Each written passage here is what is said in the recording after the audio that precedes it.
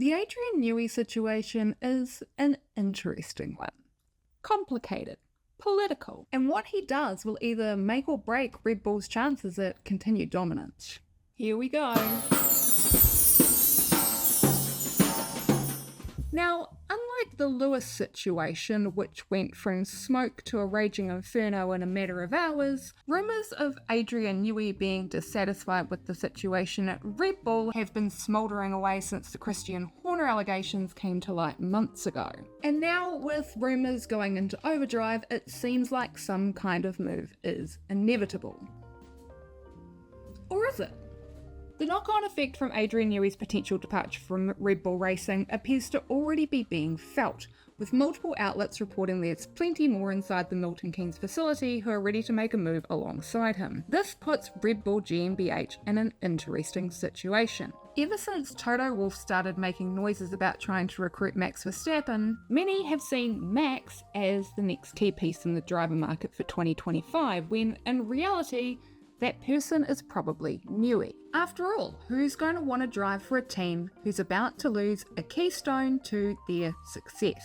As much as Christian appears to be trying to downplay Adrian's importance in the organisation. If you look at it objectively, considering Max Verstappen's desire to be in a race-winning car above anything else, I think if Newey goes, Max will be the next domino to fall, regardless of his contract situation. If the reports that Max's contract is tied to Helmut Marko's are true, then this may rely on Max's loyalty to Helmut running both ways, but considering how thin the thread is Helmut seems to be hanging on by, I'd be surprised if this were a problem. When you combine the talk that Red Bull Powertrain's engine for 2026 might be a bit of a dud with the loss of the main driving force behind the car actually working, I don't see Max wanting to stick around. And as much as I hate to say this, Jos Verstappen and his very politically motivated comments around the Christian Horner furore, they were kind of spot on. Red Bull is being torn to shreds,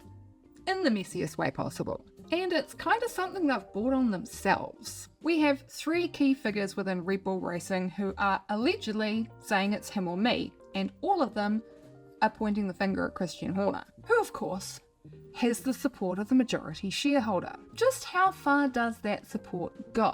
Does it go beyond losing your chief designer and aerodynamicist, the guy who's built you multiple world championship winning cars and was only really thwarted by an unreliable Renault engine? The only person to figure out from the get-go that the key to these modern ground effect cars was to start with the suspension and work from there? Does it go beyond losing the most talented driver of his generation, someone who's so good at everything both in and out of the cockpit, from driving the car to understanding the setup to by all means being just a genuinely nice person to work with? And as much as I hate to say it, because I am certainly not a Helmut Marko fan, does this support go beyond losing the bloke who's recognised and recruited a whole lot of talented racing drivers? Just look at the current grid. Almost a third of them got their start with Red Bull.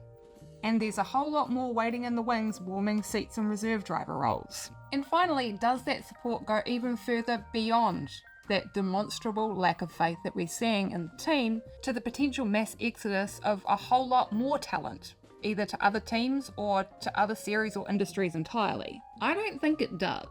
Right now, even if it's unintentional, Adrian Newey has Red Bull and Christian Horner bent over a barrel. And I think Christian only really has one option here. If he's truly innocent of the allegations made against him, or if there's a certain amount of nuance that can't be understood by the court of public opinion as long as there's a lack of concrete information, then he needs to figure out a way to release at least a broad overview of what went on, even if it means eating a little bit of humble pie and admitting to some less than savoury behaviour. And if he's not innocent, then Red Bull GmbH needs to figure out a way to get rid of him, or risk losing a hell of a lot of the team that's made Red Bull Racing the powerhouse that it is. So while the world's wondering who the next domino in the driver market will be to fall, I don't think it's a driver at all.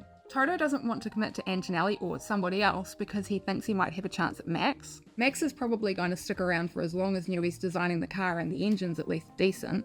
Carlos Sainz probably thinks there's a really good look at a Red Bull seat for 2025 if Max does decide to pull the plug, giving him one chance at a championship in what will probably still be a pretty damn good car before he finally does the inevitable and signs for Audi. Either somebody in this chain of events blinks first, or we're all really just waiting on Christian Horner's resignation.